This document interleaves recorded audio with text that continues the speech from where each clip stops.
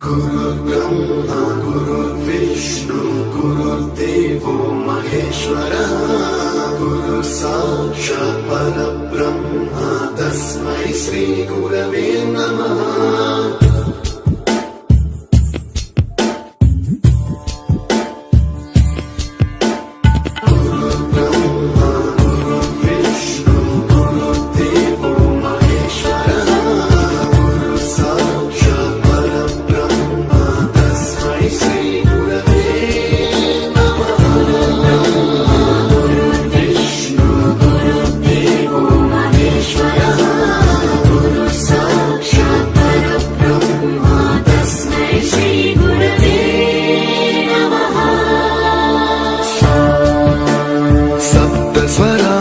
ज्ञानप्रदाय गुरवे नमः।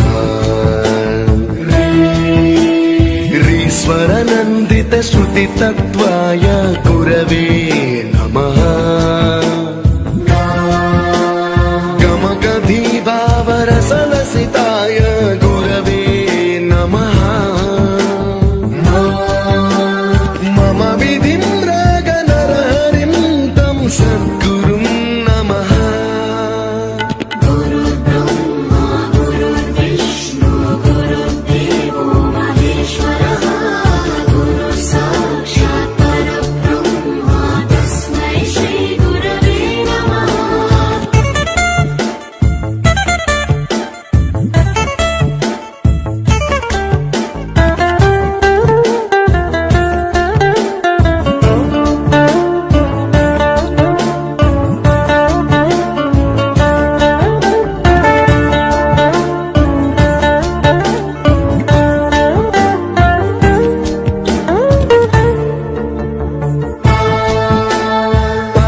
कृपाय परहिताय कृतिनुत गुरवे नमः। दशशतवाद्यवेद्याय पूज्याय मद्गुरवे नमः। निगमाभरणे स्वरसिंहासने रागराजराजं तं वरगुरुं नमः।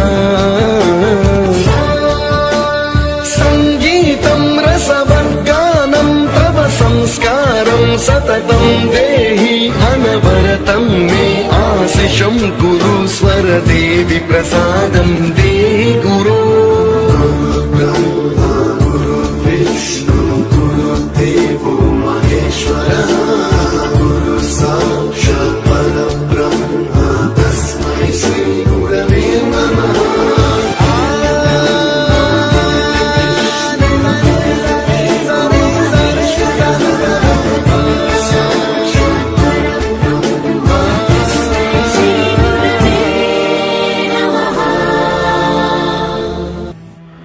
बंदी छोड़ सतगुरु रामपाल जी महाराज की जय हो। परमात्मा की सभी प्यारी आत्माओं को पवनदास का सत साहिब। पुण्यात्माओं, सतनाम को गली गली में फर्जी दुकानें खोलकर आलू टमाटर की तरह औने पौने भाव में बेचने वाले काल एजेंट सतलोक आश्रम मैनेजमेंट हरियाणा के गुंडों ने अब भरे बाजार में द्रौपदी की तरह सारनाम को भी नंगा करने की योजना बना डाली है। और दुख तो इस बात का हो रहा है कि इस मूक दर्शक संगत ने भी महाभारत के भीष्म पिता कर्ण और द्रोणाचार्य की तरह कुछ अज्ञानता में तो कुछ जानबूझकर इस गुप्त सारनाम को नंगा देखने का पूरा मानस बना डाला है। लेकिन एक और गुप्त से गुप्त बात जिसे संगत अभी तक नहीं जानती है, और आज उस गुप्त बात का भेद खोलना इसलिए ज़रूरी हो गया है क्योंकि आज वह ठीक का समय आ गया है। जो अंधभगत गुरुजी के जेल में होने के बावजूद भी गुरुजी से अधिक सारनाम को महत्व दे रहे हैं कि बस एक बार हमें सारनाम मिल जाए फिर गुरु चाहे भाड़ में जाए, उन सभी अंधभक्तों को यह जानकर अपार खुशी होगी कि आप जिस अनमोल से अनमोल वस्तु सारनाम की प्राप्ति के लिए काल एजेंट सतलोक आश्रम मैनेजमेंट हरियाणा के फर्जी नामदान केंद्रों पर अपने फार्म जमा करवा रहे हैं, उस सारनाम की तो अभी तक पूर्ण परमेश्वर सतगुरु रामपाल जी महाराज जी ने किसी को छींट तक भी नहीं लगने दी है। सतलोक आश्रम मैनेजमेंट की जिस डीवीडी में सारनाम उपलब्ध है वह फर्जी सारनाम है, क्योंकि जिस सारनाम को 650 साल से परमात्मा ने आज तक धर्मदास जी के वंशजों से लेकर दुनिया के किसी भी नकली पंथ और संत को हवा तक नहीं लगने दी, फिर वह अंतर्यामी परमात्मा उस गुप्त सारनाम को नकली पंथ के चोरों से बचाकर वर्तमान के असली चोर और काल एजेंट सतलोक आश्रम मैनेजमेंट हरियाणा के गुंडों के हाथों में कैसे सौंप सकते हैं। पुण्यात्माओं, तत्व ज्ञान लेकर भी जानवरों की तरह डंडे से चलने के बजाय कभी अपनी बुद्धि का भी इस्तेमाल कर लिया करो। आज तक पूर्ण परमेश्वर सतगुरु रामपाल जी महाराज जी ने जिन जिन भगत आत्माओं को सारनाम दिया है वह असली सारनाम नहीं है। यह तो उस अंतर्यामी की सोची समझी प्लानिंग के तहत एक रिहर्सल थी। जिस परमेश्वर को अपनी गैर मौजूदगी में 1000 वर्ष तक इस भक्ति मार्ग को निर्बाध रूप से चलाना हो, वह परमेश्वर कभी भी बच्चों की तरह कच्ची गोलियां नहीं खेलता है। परमात्मा को पता है यदि पिता के पास बंदूक है तो बेटा उसे लेने की बार बार जिद करेगा, लेकिन पिता को पता होता है कि ये अभी नादान बच्चा है, इसके हाथ में यदि यह खतरनाक हथियार नहीं दिया जा सकता है, यदि गलती से दे भी दिया तो स्वयं के साथ साथ दूसरों को भी हानि ही पहुंचाएगा। लेकिन बच्चे की जिद के आगे पिता उसे बाजार से ठीक वैसी ही एक नकली बंदूक देकर खुश कर देता है और कहता है कि बेटा ये बंदूक है, इसे चलाने से आदमी मर जाता है, आप इसे किसी के ऊपर चलाना मत। बच्चा भी हाँ में हाँ भरता रहता है कि पापा ठीक है, नहीं चलाऊंगा नहीं चलाऊंगा। और जैसे ही वो पिता उस नादान बच्चे के हाथ में वह नकली बंदूक देता है, अगले ही क्षण वह नादान बच्चा अपने वायदे को भूलकर तुरंत उस बंदूक के ट्रिगर पर अंगुली रखकर सबसे पहले अपने ही पापा की तरफ चलाते हुए उसमें से निकली आवाज ट्र ट्र को सुनकर हंसने लगता है। और उसी समय उस पिता को एहसास हो जाता है यदि गलती से इस नादान बच्चे के हाथों में जल्दबाजी में या मोहवश असली बंदूक थमा देता तो कितना बड़ा अनर्थ हो सकता था। आजकल मोबाइल बैंकिंग की सुविधा के विषय में आप सभी जानते हैं कि बैंक में जाने के बजाय आप अपने मोबाइल पर घर बैठे ही दूसरे के खाते में चाहे जितना पैसा जमा करा सकते हैं। अब विचार करें, यदि किसी व्यक्ति ने अपनी मेहनत का लाखों रुपया मोबाइल से किसी दूसरे व्यक्ति को भेजना हो तो वह पहले 100 या 500 रुपये का छोटा सा अमाउंट डालकर यह सुनिश्चित करके देखता है कि पैसा सही सलामत और सही खाते में जा रहा है या नहीं। और जब कन्फर्म हो जाता है उसके बाद ही वह लाखों का अमाउंट एक साथ उस खाते में डालता है। पुण्यात्माओं, भक्ति मार्ग में मनुष्य की बुद्धि का स्तर उसकी उम्र या रिश्तों से नहीं बल्कि ज्ञान से आंका जाता है। और अंतर्यामी सतगुरु रामपाल जी महाराज जी को अच्छे से पता था कि भगत के चोले में वर्षों का समय बिताने के बाद भी अभी तक इन बच्चों की आध्यात्मिक बुद्धि का कितना विकास हो पाया है। इसीलिए सारनाम की यह रिहर्सल करना उस परमात्मा के लिए अति अनिवार्य था। और परमात्मा ने यह रिहर्सल करके अच्छा किया या गलत, इसका रिजल्ट आज आपकी आंखों के सामने है, इसलिए ज्यादा समझाना उचित नहीं होगा। परमात्मा के भक्ति विधान के अनुसार सारनाम केवल उसी प्राणी को दिया जाता है जिसने पूर्ण मर्यादा में रहते हुए प्रथम मंत्र और सतनाम की कमाई पूरी कर ली हो, तथा साथ ही उस जीव आत्मा ने भक्ति के 16 श्रृंगारों से अपने आप को सजाना शुरू कर दिया हो। अर्थात उस भगत में शील, संतोष, विवेक, दया, अक्षमा भाव, भक्ति, विनम्रता, परोपकार, निश्चलता, निराभिमानता आदि गुणों को अपनाकर अपने आप को मिट्टी समझकर शरीर में आए हुए सतगुरु को पूर्ण परमेश्वर मानकर मन क्रम वचन से अपना तन मन धन उनके चरणों में समर्पित कर दिया हो। अन्यथा गुरुजी ने स्पष्ट कहा है कि चाहे कोई कितना ही प्यारा क्यों ना हो, उसे सारनाम नहीं दिया जाएगा, चाहे वह नाराज हो या खुश रहे। तो बेशक हम पहला मंत्र देते हैं, वही परंपरा है। उस मंत्र के बाद फिर देखते हैं कि इसमें कुछ आस्था बढ़ी है तो हम सांस का सुमन दे देते हैं, और भी ज्यादा वो परख की जाती है कि इसमें कितनी का आस्था बढ़ ली है। उसके बाद फिर उसको सार नाम दिया जाता है। आस्था के साथ उसकी कमाई देखी जाती है। कमाई का नारा पता लग जाए हमने कि इसमें कमाई है कि नहीं है, इतना बंदी छोड़ने शीशा दे रखा है तो उसको सारनाम दिया जाता है। उसको वैसे नहीं दे, हम चाहे कितना प्यारा हो, चाहे काली मानो, चाहे राजी रहो, वो उसकी इच्छा। तो इसी प्रकार सतगुरु महाराज ने कहा कि नाम के बाद फिर शब्द दिया जाता है, सार शब्द। वो तो बहुत ही कति नो ताक है और परख के जमा घिस निकल है जीव की जब दी जाती है। पर बंदी छोड़ने बता देंगे कब ये अधिकारी हो चुका है। पुण्यात्माओं, सारनाम के विषय में गुरुजी ने बताया कि सारनाम देना तो एक तरह से परमात्मा ही देना है। गुरुजी कहते हैं जिसके अंतःकरण में एक बार परमात्मा का समावेश हो जाए उसके बाद उस सारनामी भगत को कितना मर्यादित और शुद्ध रहना अनिवार्य हो जाता है। अभी तक उन आत्माओं को भी इस बात का आंकलन नहीं है जिन्होंने वर्षों पहले सतगुरु रामपाल जी महाराज जी से यह अनमोल सारनाम ले लिया है। परमात्मा कहते हैं भग भोगे भग उपजे भग से बचा न कोई, यहाँ भग का मतलब सीधे शब्दों में काम क्रिया से है। भग बोगे भग उपजे, और भग से बचा न कोई, जो कोई भग से बचा भगत कहावे सोई। पुण्यात्माओं, हम नादानों को इस भक्ति मार्ग पर लगाए रखने के लिए परमात्मा को बहुत कुछ सहन और हमें समझाने के लिए ढील देनी पड़ती है, वरना सतलोक प्राप्ति के इस भक्ति मार्ग में जिस दिन पति और पत्नी दोनों को नाम दीक्षा मिल जाती है, उसी दिन से वे दोनों के दोनों परमात्मा के शब्द के बेटा बेटी हो जाते हैं। अर्थात वे दोनों पति पत्नी एक पिता की संतान, अर्थात उसी दिन से भाई बहन का रिश्ता हो जाता है। लेकिन परमात्मा को पता है कि जब तक इन आत्माओं के अंदर इस ज्ञान से इन सब बातों को लेकर चिंतन मनन की शक्ति नहीं आ जाती है, तब तक इनसे कोई भी क्रिया जबरदस्ती नहीं छुड़वाई जा सकती है। लेकिन सारनाम तो वह मूल वस्तु है जिसकी प्राप्ति के बाद आप इंसान से देवता की श्रेणी में आ जाते हैं, और आपके लिए यह मर्यादा निभाना अति आवश्यक हो जाता है। अर्थात गुरु जांच परख कर केवल उसी आत्मा को सारनाम देता है जिसके अंदर सतनाम की कमाई से काम क्रिया का प्रभाव निष्क्रिय हो जाता है, क्योंकि सारनाम के बाद फिर उस आत्मा से सार शब्द की प्राप्ति करवाई जाती है, जो इन सभी विकारों से हटे बिना कतई संभव नहीं है।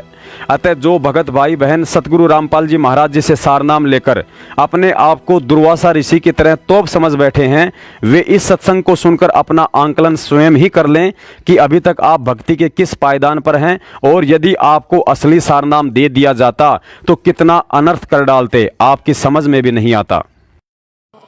कहते हैं कबीर साहब के धर्मदास, जब राजा नजदीक आया तो मैंने एक सिद्धि दिखाई, जमीन से 1.25 हाथ ऊपर अपना आसन कर लिया। 1.25 हाथ ऊपर मैं जैसे जमीन पर नहीं हूं, 1.25 हाथ ऊपर बैठा हूं। राजा इस क्रिया को देख कर एकदम अचंभित हो जाता है, आकर के लंबी दंडौत प्रणाम करता है, फिर उनसे ज्ञान पूछता है। ज्ञान पूछ करके फिर हम उसको बताया, वो बहुत प्रभावी होता है। कहता है मुझे नाम दे दीजिए। कहने लगा भाई चलो कोई बात नहीं। घर चले जाते हैं, उनको उपदेश दे दिया, सारे परिवार ने नाम लिया। नाम लेकर के जब उसने 2-4 साल हो गए अपनी भक्ति करते हुए, एक दिन फिर बंदी छोड़ जाते हैं। बहुत कुछ बातें चली तो कहने लगा महाराज मेरी भक्ति अब बहुत होगी अगना बेटा, अभी तो शुरू भी नहीं हुई है। ये हैरान रह गया वीर सिंह कि महाराज 4 साल हो गया, आपने मेरे को नाम भी दे रखा, सार नाम भी दे रखा। बेटा नाम और सार नाम कोई और चीज है, आपको सार शब्द और बताना है। वो कहने लगा महाराज वो सार शब्द कैसा होता है कि नुबड़ का खेल को नहीं कि यू ऐसे बताने का हो से। कहते हैं अति अधीन दीन हो प्राणी, जाको कहिए या अकथ कहानी। एक सार नाम, पहले सतनाम होता है, फिर सार नाम होता है, फिर सार शब्द होता है। जब तक सार शब्द गुरु से नहीं मिलेगा तब तक वो जीव भी मुक्त नहीं हो सकता। इतनी लंबी प्रक्रिया इस काल से छुटवाने की सतगुरु महाराज ने बताई, और हम इसको बच्चों का खेल समझ रहे हैं। पुण्यात्माओं, बंदी छोड़ सतगुरु रामपाल जी महाराज स्वयं पूर्ण परमेश्वर कबीर साहिब जी हैं, इसमें तो कोई संशय वाली बात है ही नहीं। लेकिन इस भक्ति मार्ग में काल भगवान को धोखे में रखते हुए उन्होंने अपने आप को परमात्मा का भेजा हुआ एक प्रतिनिधि भी बताया है, और कहा है कि मुझे परमात्मा ने आदेश दिया है कि गुप्त मंत्र अर्थात सारनाम केवल उसी आत्मा को देना है जो आपकी परीक्षा और मर्यादाओं में 100 के 100% खरे उतरें। यदि आपने जल्दबाजी में या बिना सोचे समझे किसी को यह गुप्त मंत्र दे दिया तो इसका कोई लाभ नहीं होना है। अब कहते हैं 2 कर जोड़ गुरु के आगे, करबो विनती चरना लागे, अति शीतल बोले सब बहना, मिटे सकल कपट के बहना। हे गुरु तुम हो दीन दयाला, मैं हूँ दीन करो प्रतिपाला। बंदी छोड़ मैं अति अनाथा, बहुत जल बूढ़त पकड़ो हाथा। अब कहते हैं गुरु जी के सामने ऐसे विनम्र हो बातें करे। 2 कर जोड़ गुरु के आगे, करे वो विनती चरना लागे, अति शीतल बोले सब बहना, मिटे सकल कपट के बहना। और कैसी याचना करे, हे गुरु तुम हो दीन दयाला, मैं हूं दीन करो प्रतिपाला। बंदी छोड़ मैं अति अनाथा, भवजल बूढ़त पकड़ो हाथा। दीजो उपदेश गुप्त मंत्र सुनावो, जन्म मरण भव दुख छुड़वाओ। जैसे आपको प्रथम मंत्र दिया जाता है उसके बाद आपको सतनाम दिया जाता है। और फिर एक गुप्त मंत्र है सार नाम, उसके विषय में परमात्मा कह रहे हैं कि ऐसे आपने अधीन होना है अपने सार नाम प्राप्त प्राणी को प्राप्त करने के लिए। प्राणी को बंदी छोड़ मैं अति अनाथा, भवजल बूढ़त पकड़ो हाथा, दिव्य उपदेश गुप्त मंत्र सुनावो हो, जन्म मरण भव दुख छुड़वाओ, यो आदीन हो शिष जब ही शिष पर कृपा करे गुरु तब ही। कि गुरु के लिए भी संदेश दे रहे हैं जो अपना कृपा पात्र भेजते हैं प्रभु, कि जब इतना अधीन प्राणी हो ले तब गुरु उसको गुप्त मंत्र देवे जो सतगुरु है। वैसे नहीं देवे, वो व्यर्थ हो जाएगा, लाभ नहीं होगा। कैसे नहीं होगा? जैसे एक समुद्र में सीप होती है, सीप, और उस सीप में एक प्राणी होता है, जैसे आपने शंख देखे होंगे, शंखले से इस टाइप का ये जीव का ऊपर कवर होता है। तो उसमें एक सीप में एक जीव एक सीप होती है, जीव ही होता है वो, उसका कवर ऐसा होता है, उसका शरीर जैसा शंख का आपने देखा होगा, ऐसा उसका शरीर होता है। और वो सीप समुद्र में ही रहती है, जल से बाहर नहीं जाती। और उसको जब प्यास लगती है वो जल के ऊपर आ जाती है समुद्र के, और आसमान से जब वर्षा हो रही हो, रजा हो प्रभु की, उस समय आसमान से वर्षा हो तो उस वर्षा के जल को वो मुख में ग्रहण कर लेती है, और उस आसमान से गिरे हुए जल से को प्राप्त करके मुंह बंद कर लेती है। फिर उसमें मोती बनता है, अन्यथा मोती नहीं बने। अब जब वो सीप का मुंह बंद हो और वो जमीन समुद्र के ऊपर तैर रही हो, तो कहते हैं सारा सामान बरस जा, मोती नहीं बन सकता।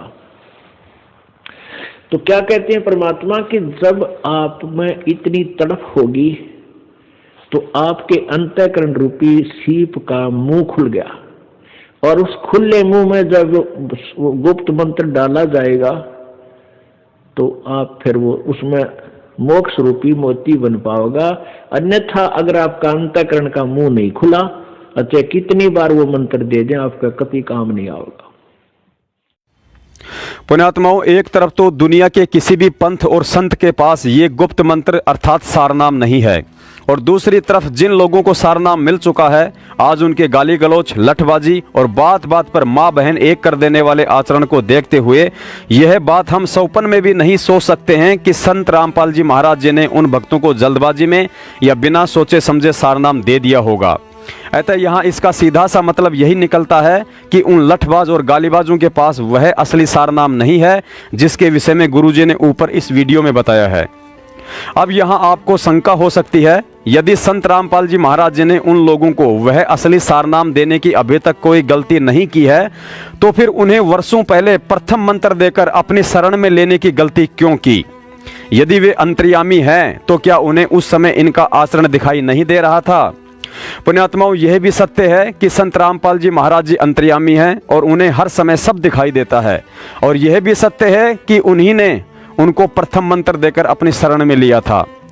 पुण्यात्माओं, इस भक्ति मार्ग में सतगुरु के द्वारा किसी को मंत्र दीक्षा देना और अपनी शरण में लेना, इन दोनों में बहुत गहरा अंतर है। परमात्मा की वाणी है कि ताते सतगुरु शरणा लीजे, कपट भाव सब दूर करीजे। अर्थात नाम दीक्षा लेने के बाद भी यदि उस भगत ने अपने अंतर मन से गुरु के प्रति कपट भाव का त्याग नहीं किया, तो वह हाथ में रक्षा सूत्र और गले में लॉकेट लटकाने के बाद भी सतगुरु की शरण में नहीं माना जाता है, और वह कभी भी भक्ति को त्याग कर गुरु विमुख हो सकता है। गुरुजी बताते हैं कि पिछले 4 युगों में केवल उन्हीं कुछ गिनी चुनी आत्माओं को सारनाम देकर सतलोक भेजा गया है जिन्होंने सतगुरु को पूर्ण ब्रह्म परमेश्वर स्वीकार किया था।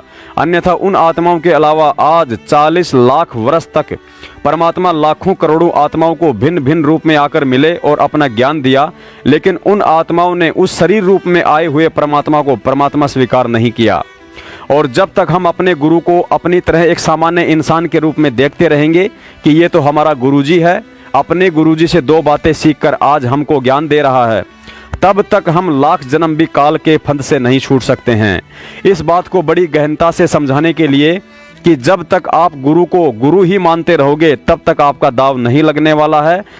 गुरुजी ने एक अनमोल सत्संग के माध्यम से राजा बीर सिंह और चंद्रप्रभा का उदाहरण देकर हम पिछली पीढ़ी के मूर्खों को समझाने की बेजोड़ कोशिश की है। गुरुजी ने बताया कि कबीर साहब ने काशी नरेश बीर सिंह बघेल और एक चंद्रप्रभा नाम की बहन को सतनाम दिया था, लेकिन वे दोनों कबीर साहिब जी को केवल अपना गुरु ही मानते थे। चंद्रप्रभा ने कबीर साहिब को गुरु बनाकर अभी तक भगवान केवल श्री कृष्ण जी को ही मान रखा था और उसके लिए एक धोती तैयार की हुई थी।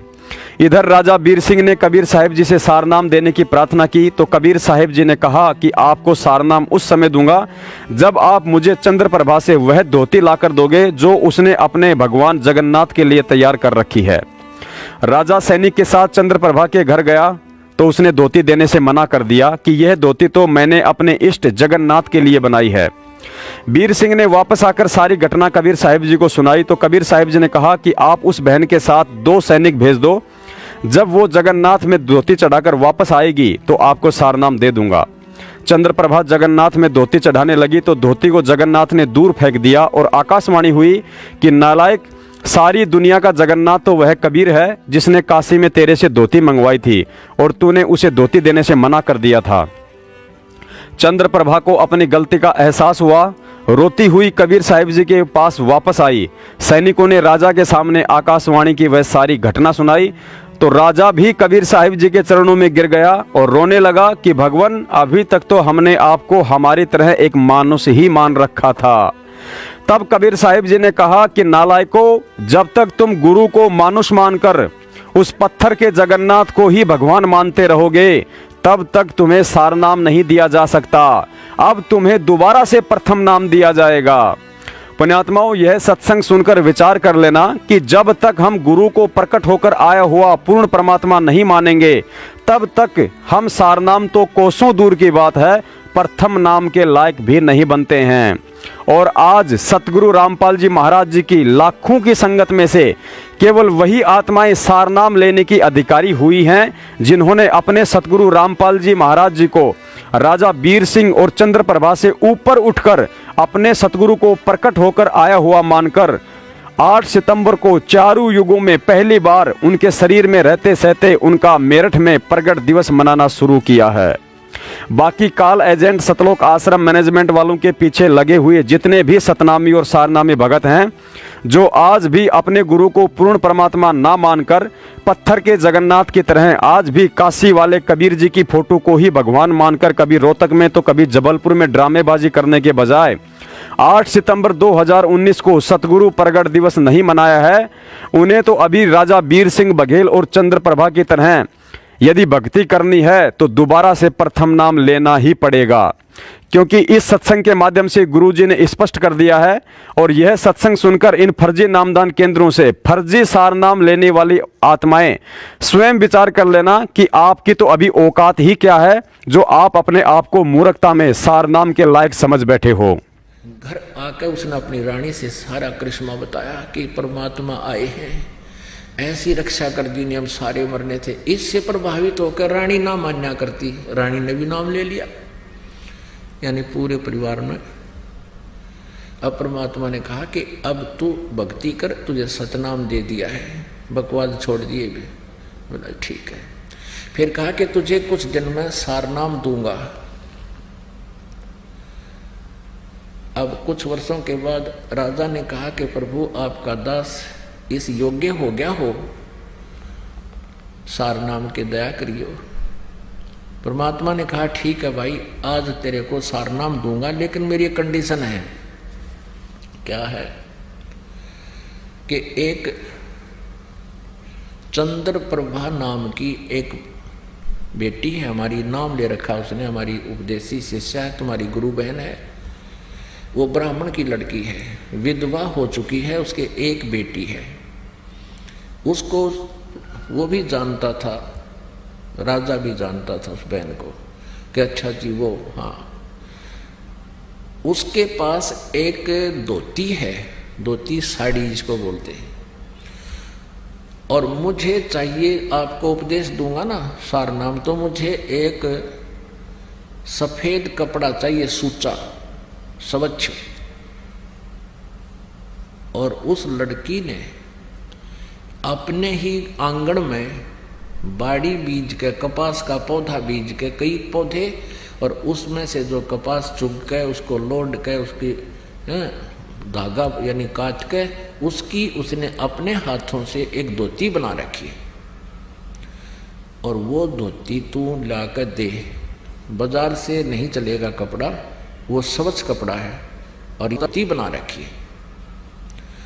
और वो धोती तू लाकर दे, बाजार से नहीं चलेगा कपड़ा, वो स्वच्छ कपड़ा है और ये सारनाम देना है। ये तो एक लीला थी मालिक की, वैसे सारनाम में इसकी आवश्यकता नहीं थी।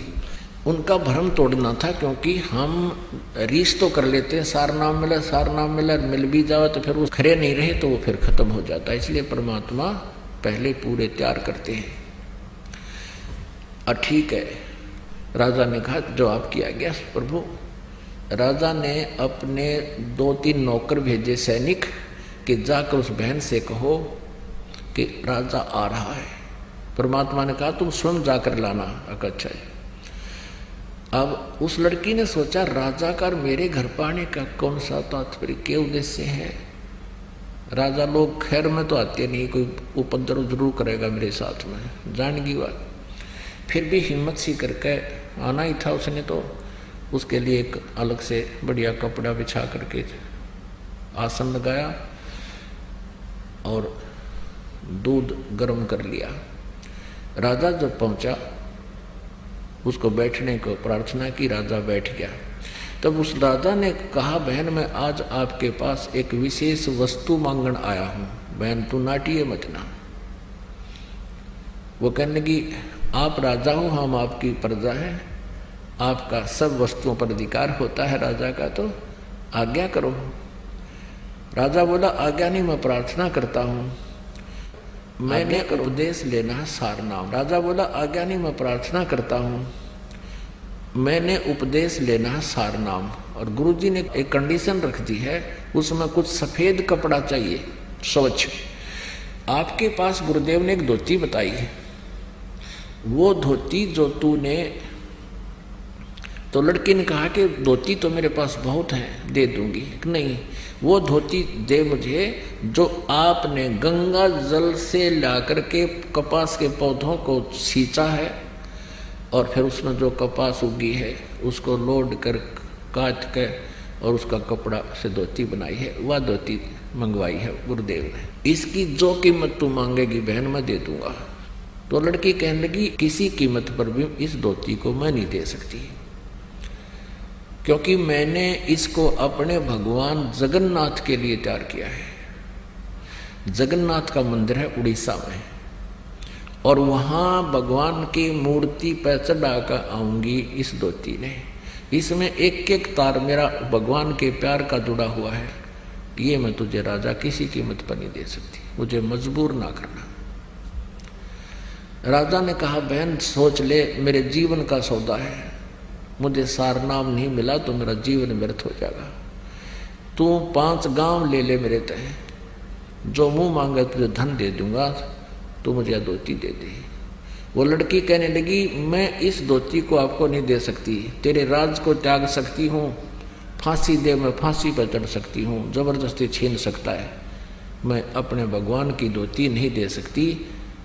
उसने कहा गुरुदेव ने कहा, किसी ने कहा। वो लड़की कहती है नहीं, मैं अपने भगवान वाली वस्तु को नहीं दे सकती। अब राजा क्योंकि भगवान से डरने वाला था, मालिक का ज्ञान सुन रखा था ना, उसका 2 मारो जूतर उठा लेता था, ऐसे चलना नहीं था। तो वो जान गया अक भाई मेरे कर्म माड़े हैं, जब लड़की के जद पकड़गी, कर्महीन हूं मैं, ये सारनाम नहीं मिला तो मेरा जीवन व्यर्थ रहेगा। राजा वापस आ गया। राजा का चेहरा देखकर प्रभु ने कहा क्या रहा राजन। कबीर साहब ने कहा कि भगवान मेरा दुर्भाग्य है, मैं कर्महीन इंसान हूँ, आज मेरे शुभ मार्ग में बाधा बन गई, उस बहन ने धोती दी नहीं। परमेश्वर ने कहा भी क्या कहा कि वो कहती है कि मैंने अपने भगवान जगन्नाथ के लिए इसकी तैयारी की है, और मैं उसको ही चढ़ाऊंगी, जगन्नाथ के मंदिर में जाऊंगी, नंगे पैरों जाऊंगी और भगवान का चढ़ा के आऊंगी। मैं नहीं दे सकती। मैंने सारे प्रयत्न कर लिए, उसको सब लालच भी दे दिया, हाथ भी जोड़ दिए, पर वह बहन मानी नहीं। गुरुदेव मेरा दुर्भाग्य है। परमात्मा बोले भी चलो मैं अपनी कंडीशन लूज करता हूं, अपनी शर्त को मैं ढीला करता हूं, तो ऐसे कर, ये बहन जगन्नाथ में जो तेरी गुरु बहन है, जगन्नाथ के मंदिर में या धोती चढ़ा के आवेगी, अर्पण करेगी, तू उसकी मदद कर दे, रास्ते में उसको कोई बाधा ना करे और उस धोती को वे ठीक ठाक चढ़ा के वापस आ जाएगी, इसको कोई दुख ना होया तो मैं तुझे सार नाम दे दूंगा, फिर मैंने कपड़े की जरूरत को जा। राजा ने राहत की सांस ली, एक नई किरण दिखाई दी प्रकाश की, ने बोला जो आज्ञा महाराज। उसी समय राजा ने 2-3 नौकर समझदार से भेजे और बहन से कहो कब जाएगी वो पूछो उससे और उसकी मदद करो, उसको उसके लिए एक रथ जोड़ ले जाओ, बैठा कर ले जाना, खाने पीने की व्यवस्था करना, बहन को कोई दुख ना हो। अब राजा की आज्ञा लेकर के सिपाही पहुंचे कि बहन, राजा ने कहा कि आप कब जाओगी जगन्नाथ के ये धोती अर्पण करने। राजा ने हमारी सेवा लगाई है 4-5 सैनिकों की, हम आपके साथ चलेंगे, आपको कोई रास्ते में दुखी ना कर दे। आपके लिए राजा ने रथ तैयार करवा दिया है। वह बहन कहने लगी मैं, उसने तो ये सोचा था कि राजा घर पर जाकर सोचा करे और फिर मेरे साथ कोई उपद्रव पैदा करेगा। वह डर रही थी, सैनिक वापस आए तो घबरा रही थी कि हो गया काम गड़बड़, होने दो जो होगा, ये सोच लिया था। भगवान के लिए देश निकाला भी अच्छा। अपने आत्माओं ये देखना है आपने, इसका निष्कर्ष क्या निकलेगा इस स्टोरी का। ये केवल कथाएं नहीं है, ये हमारे लिए बहुत काम की वस्तु है। अब जब ये बात सुनी उस बहन ने, वह गदगद होगी, शुक्र मनाया जगन्नाथ भगवान का। हे जगन्नाथ भगवान, आपने मेरी इज्जत रख दी, राजा का मन बदल दिया। इन्होंने पता कौन सा जगन्नाथ बदलने लग रहा है इसके मन को, इतनी बुद्धि कमजोर थी हमारी। और कहा, सारी बात सुनकर कहने लगी भाई ना तो मैं रथ में बैठूं, मैं तो पैदल जाऊंगी, राजा का शुक्रिया है, अगर तुम मेरे साथ चलो तो मुझे कोई इतराज नहीं। ऐसा ही हुआ, लड़की चलेगी, सैनिक साथ चल पड़े रथ लेकर, खाने पीने की व्यवस्था उसमें अपनी ले ली, वो लड़की पैदल गई वहां तक। अब शाम में पहुंचे, सुबह नहा धोकर उस बहन ने वह अपनी जो धोती हाथ से बना रखी थी वो चादर लेकर भगवान जगन्नाथ के मंदिर में मूर्ति के चरणों में रखना चाहिए, रखते ही और कहा कि इस दासी की तुच्छ भेंट स्वीकार करना जगन्नाथ। वो धोती वहां से उठी और उस जगन्नाथ के मंदिर के प्रांगण में जाकर पड़ी और आकाशवाणी हुई कि नालायक, जगन्नाथ तो काशी में बैठा है, वो कबीर परमात्मा इज जगन्नाथ, तो किस धक्के खाना गई। कलेजा फट गया उस लड़की का, रोआ बुरी तरह। ओए होए, वो भगवान स्वयं है कबीर जी। वो वहीं से रोने लगी थी, आंखों में इतने आंसू बह गए कि सारे कपड़े भीज गए उस बेटी के, कि मैं कितनी नीच हूं, भगवान कहाँ मैं खोजन की तागी। परमात्मा कहते हैं गुरु मानुष कर जानते ते नर कहिए अंध, महादुखी संसार में अग गई यम के फंद। आकाशवाणी ने कहा कि जगन्नाथ वहां बैठा जिसने धोती वहां मंगवाई थी, तो वहां नहीं पहुंचा सकी, यहां धक्के खाने आ गई, ले जा इसको उठाकर। अब ये आकाशवाणी सुनी उन सैनिकों ने भी, वापस आगे रोती हुई। अब वो लड़की रो रही थी। 10-12 दिन के बाद फिर वो वापस पहुंचे। उस दिन भी परमात्मा, क्योंकि लीला थी उनकी, पता था उनको, तो कबीर जी ने वीर देव सिंह बघेल के घर पर विराजमान थे, पता था कि आने वाली है वो सारा सांग वापस आओगा, वह खाया ही धक्के नालायक है। अब पहले पता किया कि कबीर साहब के घर पे गए, पता लगा कि राजा के यहाँ पहुंचे हैं, फिर राजा के घर पहुंचे, वो लड़की भी और वो सैनिक भी। लड़की रो रही, उसको उससे बोला नहीं जा रहा, चरणों में गिर गई भगवान कबीर साहब के, और ऐसे रो रही है कि उस पर आवाज निकल रही, गला कत्ती रुंध गया उसका, ना कुछ बता पा रही है। अब राजा ने सोचा भाई के बिजली गिर गई इस लड़की पे, और गुरु जी ने तो कहा था इसको कोई दुख ना होना चाहिए, और क्या आपत्ति आ गई। और ये रो रही है, अब मुझे नाम मिला नहीं, क्योंकि भगवान ने कहा था इसको कष्ट नहीं होना चाहिए। सैनिकों को बुला कहा, अरे निकम्मा क्या हो गया इसको, तुमने मेरा नाश कर दिया।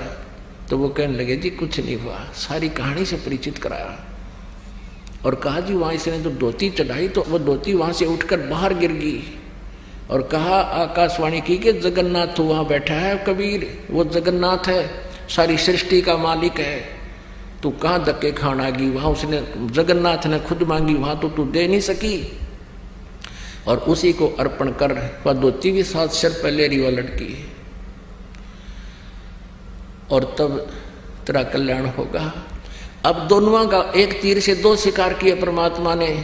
वीरदेव सिंह का विश्वास था कि कबीर इज गॉड, और ना उस नालायक का विश्वास था कि कबीर इज गॉड। गुरु बना रखा, लेकिन भगवान वो पत्थर मान रखा था वो जगन्नाथ का। अब दोनों का हृदय साफ हुआ, परमात्मा के चरणों में गिर गए। परमात्मा ने कहा प्रथम नाम दोबारा लो, द्वितीय दोबारा लो, फिर भक्ति करो जब सार नाम दूंगा। बोलो सतगुरुदेव।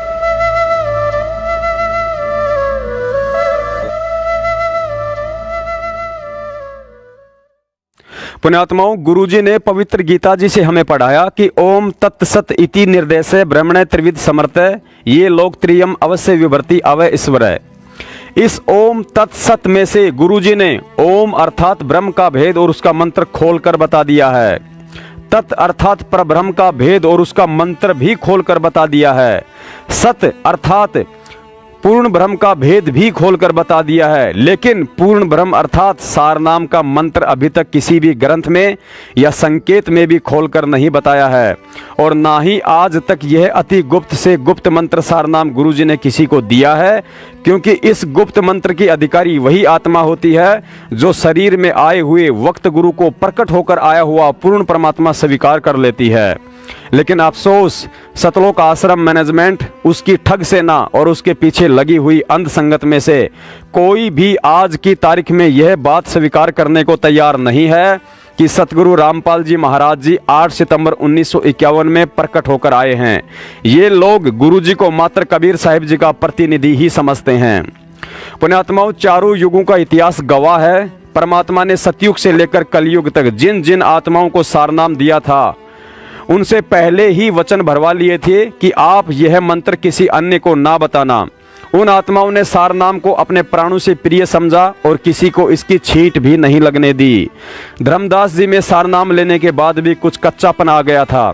उसी समय परमात्मा ने उसे जगन्नाथपुरी में जीवित ही समाधि दे डाली, लेकिन इस सार नाम की किसी को भनक भी नहीं लगने दी। अर्थात चाहे सतयुग हो या कलयुग, वह अंतर्यामी परमात्मा यह सार नाम केवल उन्हीं आत्मा को देता है जिसे लेने के बाद वह भगत अपने प्राण त्याग देगा, लेकिन सार नाम की एक बूंद को भी सार्वजनिक नहीं होने देगा। लेकिन बरवाला कांड के बाद और उससे पहले आपको यह दास कोई 50 व्यक्ति ऐसे गिना सकता है जिन्होंने सार नाम लेकर खुद ही इसे आगे देना शुरू कर दिया है, और कुछ लोगों ने तो दूसरे पंथों में जाने के बाद सार नाम के उन तीनों मंत्रों को गूगल, फेसबुक और व्हाट्सएप पर खुलेआम भी डाल रखा है। अतः यह 100% सत्य मान लेना कि अभी तक अंतर्यामी परमात्मा सतगुरु रामपाल जी महाराज जी ने सन 1994 से लेकर आज सन 2019 तक किसी भी व्यक्ति को, चाहे वह उनका भाई हो या जवाई, लड़का हो या भतीजा या कोई अन्य भगत भाई बहन हो, किसी को यह सार नाम सुंघाया तक भी नहीं है। देना तो कोसों दूर की बात है। इसके अलावा पवित्र सारनाम के विषय में तो गुरुजी ने स्पष्ट आदेश दिया हुआ है कि सारनाम तो वह गुप्त वस्तु है, यदि पति पत्नी दोनों को भी मिला हुआ है तो वे आपस में भी सारनाम का जिक्र नहीं कर सकते कि वे कौन से मंत्र हैं तथा कैसे जाप किया जाता है। इसके अलावा गुरुजी ने यह भी एक सत्संग में खुलकर बताया हुआ है कि जब तक यह दास शरीर में है तब तक सारनाम को स्वयं ही देगा, तथा डीवीडी से सारनाम का दान मेरे सतलोक जाने के बाद देने की व्यवस्था की जाएगी। फिर यह काल एजेंट सतलोक आश्रम मैनेजमेंट हरियाणा गुरुजी के शरीर में रहते सहते कैसे डीवीडी से सारनाम का दान कर सकता है। अर्थात यह फर्जी सारनाम है, जिसको देने वाला तो मूर्ख है ही है, लेने वाला उससे भी बड़ा महामूर्ख होगा। इसके अलावा आप किसी भी सारनाम प्राप्त भगत से पूछ सकते हैं, वह भी आपको यही बताएगा कि गुरुजी ने मुझे सारनाम डीवीडी से नहीं बल्कि अपने मुख से ही दिया था और शुद्ध भी स्वयं ही करवाया करते थे। सुनिए गुरुजी का सत्संग, जिसमें साफ साफ कहा है कि डीवीडी से सारनाम देने की व्यवस्था इस दास के सतलोक जाने के बाद की जाएगी। अब भक्ति तो ये दास कराएगा आपको भगवान की दी हुई। जो सौभाग्यशाली और अच्छी तरह ज्ञान को समझेंगे वो तो सतलोक चले जाएंगे। ये दिक्कत आओगी लास्ट के दिनों में, यानी हजारों वर्ष ये ज्ञान चलेगा, हजारों वर्ष ये साइंस की ये विद्या चलेगी, जो ये टीवी है और ये चिप है, मोबाइल है, इनके माध्यम से ये ज्ञान दिया जाएगा। दास तो चला जाएगा सतलोक, ये 5 तत्वों का शरीर छोड़कर, लेकिन ये इलेक्ट्रॉनिक शरीर रहेगा भी दास का, ये नूरी शरीर रहेगा। टीवी पर चला करेगा, नाम दिया करेंगे, नाम चलेगा। ऐसे तो फिर सारनाम भी टीवी सीडी से दिया जाएगा। दास के जाने के बाद व्यवस्था की जाएगी। पुण्यात्माओं, 2014 बरवाला कांड के बाद सतगुरुदेव जी के आशीर्वाद व सत्सेवकों के प्रयास से जब जब संगत ने ज्ञान आधार से चलने की कोशिश की है, तब तब काल एजेंट सतलोक आश्रम मैनेजमेंट वालों ने ऐसा ही कोई नया ड्रामा शुरू किया है और मूर्ख संगत उस भांग के नशे में मदहोश हो जाती है। सतलोक आश्रम मैनेजमेंट से फर्जी सार नाम लेने की इच्छा में अपने फार्म जमा कराने वाले लोगों ने यह तो साबित कर दिया है कि उन्हें गुरुजी के जेल से बाहर आने की कोई उम्मीद नहीं है, क्योंकि कंपाउंडर से वही मूर्ख व्यक्ति अपना ऑपरेशन करवाता है जिसे डॉक्टर के आने की उम्मीद कम ही नजर आती है। पुण्यात्माओं, समझाने का हमारा फर्ज था, इसलिए आप जियों को समझा दिया है। अब आगे आपकी मर्जी, आपने काल एजेंटों के साथ रहकर भांग के नशे में अपना मानव जीवन बर्बाद करना है या सत्सेवकों के साथ भक्ति का अमृत छकना है। पुण्यात्माओं, इस कलयुग में अभी तक सारनाम और सार शब्द की अधिकारी या तो वे गिनी चुनी आत्माएं हुई थी जो पूर्व में सतलोक जा चुकी हैं, या इस कलयुग में वही आत्माएं अधिकारी हैं जिन्होंने चारों युगों में पहली बार शरीर में आए हुए वक्त गुरु सतगुरु रामपाल जी महाराज जी को ज्ञान और हृदय से पूर्ण परमात्मा मानकर 8 सितंबर 2019 को मेरठ में या अपने अपने घर पर सतगुरु प्रगट दिवस मनाया है।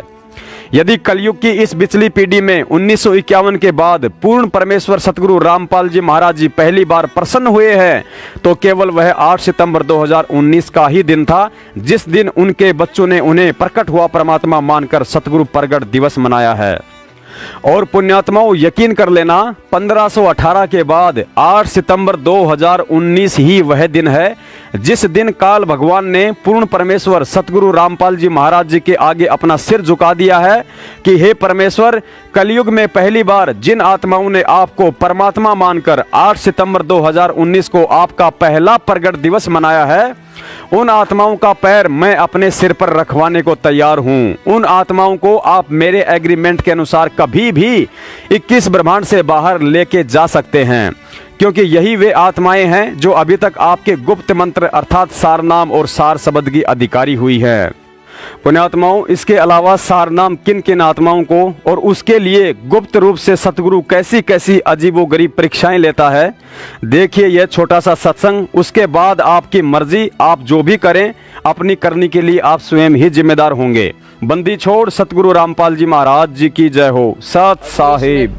बहुत से ऐसे ज्ञान है, क्योंकि ये सत्संग में पहली कक्षा से लेकर के अंतिम पढ़ाई तक का ज्ञान सुनाया जाता है, और जो बच्चे पहली कक्षा के हैं वो पहली वाला ज्ञान सुनेंगे, समझते हैं, और जो उच्च कक्षाएं में हो गए हैं वो उस ज्ञान को भी साथ साथ समझ रहे हैं। अब इसमें क्या बताया है, ये है वो अंतिम, जिनको सारनाम मिल गया है वो समझ जाएंगे इस बात को। कबीर साहब कहते हैं, जो जग होगा जो जन होगा जो हरि लेगा शब्द बिलगाए, जो जन होगा जौहरी वो लेगा शब्द परख। जो आपको सारनाम दिया जाएगा, जो उस समय दिया जाता है जब आप काफी बुद्धिमान हो जाते हो, इस ज्ञान को समझ जाते हो, और तभी वो नाम आपको नाम जचता है, वो सारनाम आपको सारनाम ही महसूस होता है। अन्यथा वो आप उसको उसके ऊपर रुक नहीं सकते, उस नाम को नाम नहीं, वो सारनाम मान नहीं सकते, ऐसा नाम है। कहते हैं जोजन होगा जौहरी लेगा शब्द परख, और कहते हैं यो सार नाम मेरा आदि का और सुन मत जाइयो सरक। ये जो नाम सार नाम आपको दिया जाता है वो मेरा वही वास्तविक नाम है, इसको सुनकर सरक मत जाना, डगमग मत हो जाना। जोजन होगा जौहरी लेगा नाम परख, वो परख लेगा उस नाम को, कहा वह सही है, ये तो गुरुजी ने जो दिया है सच यही है। और ये कहते हैं यही नाम मेरा आदि का, और सुनकर मत जाइयो सरक, कहते डगमग हो जाओ, यो किसा सारना हो, यो ऐसा हुआ कर सारना, ऐसे मत सोचना। कहते हैं ये मेरा नाम आदि का है। तो यहाँ क्या कहते हैं, सत्य स्वरूपी 5 तत्व का धरनी मेरा जानो ज्ञान अपारा, जो सत्य स्वरूपी नाम साहिब का सोए नाम हम। जैसे अब तीसरा नाम लेने की होड़ सी लगी थी, सार नाम लेने की, सार शब्द लेने के लिए हमने बार बार प्रार्थना आ रही थी कि हमें सार नाम दो जी, सार नाम दो जी, तीसरा नाम दे दो जी। अच्छा भाई, अभी जेल से आए हैं, अभी थोड़ा सा अपनी व्यवस्था में बनाने में थोड़ा टाइम लगे, हमने 2-3 महीने लगे, और आपको सार नाम देंगे, अवश्य देंगे, क्योंकि ये तो आपके लिए सारा साजबाज जोड़ रखा है। अब उनको बुलाया, उनसे परीक्षा ली, तो 485 में थे, मेरे ख्याल में 40 पास हुए। ओ तेरा गजब भैया। अब एक तेन्यू तक लाना देगा, बोला जी आपने ढंग से ना बताया नाम देते समय। अरे तेरा गजब हुए, तीसरा नाम तो PhD का है। उसने कहा कि आपने केवल ये बताया था कि ये नाम ऐसे जपना है, दूसरा तत्व ऐसे जपना है, आपने नोतना बताया यो ब्रह्म का है, यो परब्रह्म का है। वह बोला ये सत्संग करते समय मैं बता कौन से राग नहीं गाया करता, यही तो बताता हूं, तुम्हारे को ये देखना था तुम्हारी बुद्धि कहाँ काम करती है। वो तेरा गजब हो। और फिर मन ने उलाना देने आपने ढंग से ना बताया है, यह भी उलाना उठूंगा भाई। आए सत्संग में बताता हूं, हर बार कहता हूं कि तत्व यो ब्रह्म ओम ब्रह्म का जाप है, और तत्व जो दूसरा मंत्र ये पर ब्रह्म का जाप है, और तीसरा पूर्ण ब्रह्म का जाप है। और फिर भी उलाना मेरे सिर पे। और तेरा पहली क्लास की बातें करते हो बच्चे, कोई बात नहीं, इसलिए आपको बार बार बुलाया गया है, और ये अभ्यास आपका होगा। तीसरा नाम देना तो परमात्मा ही देना है, और उसमें फिर आपके पास समय भी नहीं है। जैसे उस दिन 485 नाम लिखा गए थे, 285 भाग गए, 200 रह गए, 200 में 20-30 वो पास हुए, वो भाग्य उनके पास एक दिन और रुकने का समय नहीं था। रोहतक गए, रोहतक निकल गए, उधर के उधर कदे फिर घर के छोम आ जा। अरे पुण्यात्माओं, परमात्मा पाने के लिए ये नाम तो ऋषि में ऋषियों को नहीं मिला जिन 88-80 हजार वर्ष तक तप किए, और आपको एक दिन और रुकने में परमात्मा निकटाव थे, और वो भी छोड़ के भागे। तो फिर तीसरे नाम के योग्य भी हो कहाँ गए? अपनी नमज आप टटोल लिया करो एक आदि पर कि हम कितने योग्य हुए हैं। गुरु ब्रह्मा गुरु विष्णु गुरुदेवो महेश्वरः, गुरु साक्षात् परब्रह्म तस्मै श्री गुरवे नमः।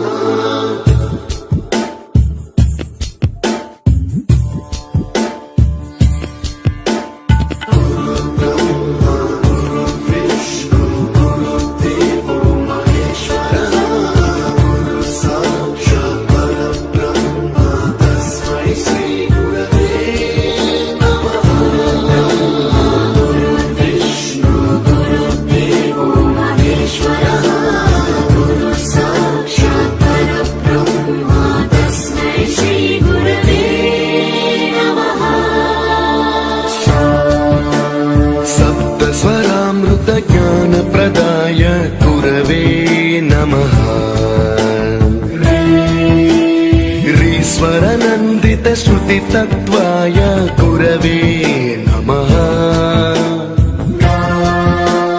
गमगधीभावरसलसिताय गुरवे नमः।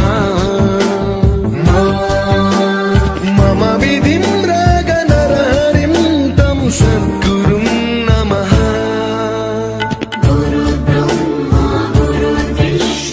गुरुदेवो महेश्वरः, गुरु साक्षात् परब्रह्म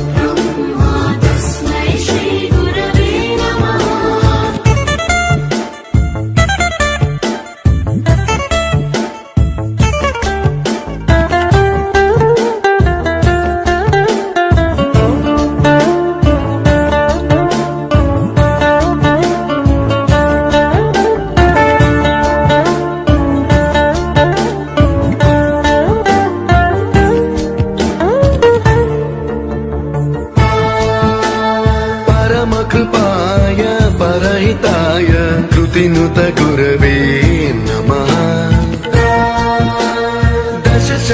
दशशतवाद्यवेद्याय पूज्याय मद्गुरवे नमः निगमाभरणे स्वरसिंहासने रागराजराजं तं वरगुरुं नमः सङ्गीतं रसवर्गानं तव संस्कारं सततं देहि अनवरतं मे आशिषं कुरु स्वरदेवि प्रसादं देहि गुरो